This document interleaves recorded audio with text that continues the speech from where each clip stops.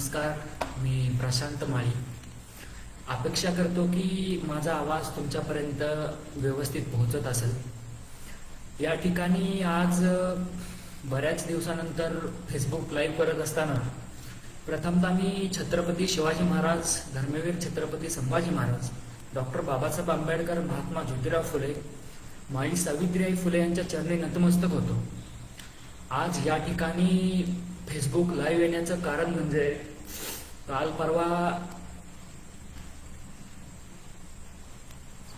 परवा जी राशीन या ठिकाणी जी घटना झाली, महात्मा ज्योतिराव फुले चौकाच्या जे नामफलक आहे त्या नामफलकाची विटंबना करून त्या ठिकाणी नासधूस करण्याचा प्रयत्न काही समाजकंटकांच्या वतीनं करण्यात आला.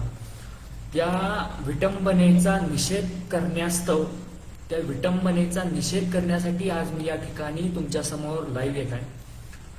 जी घटना झाली त्या घटनेचा मी प्रथमतः तीव्र शब्दामध्ये निषेध करतो.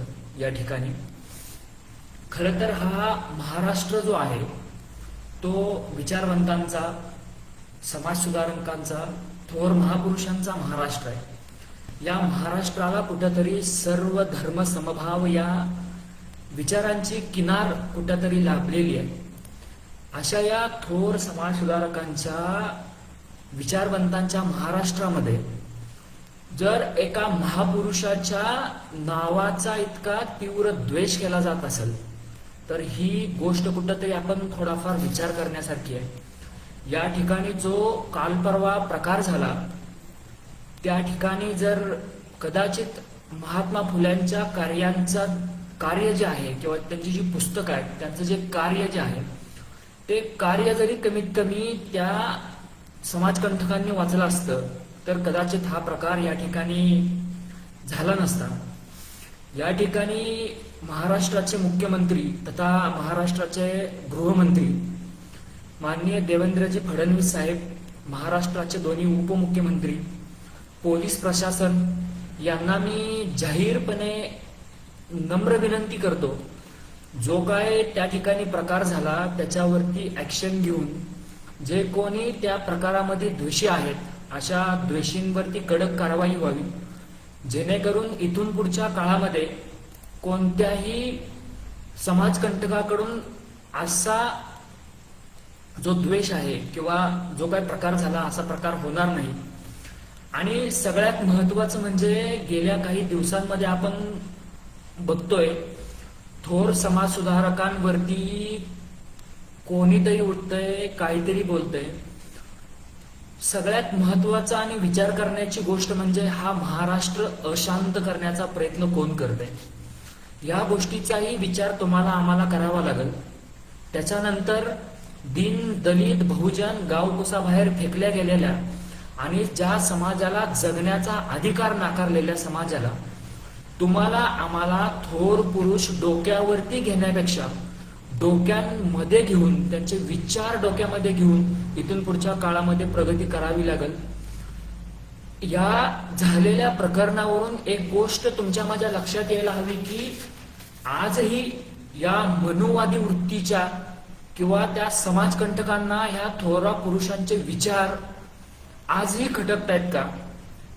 ते थोर समाज सुधारक हयात नसतानाही त्यांचे जे विचार आहेत ते प्रगल्भ विचार, जो दीनदलितांना जगण्याचा अधिकार देतो, तो विचार आजही यांना खटकतायत का?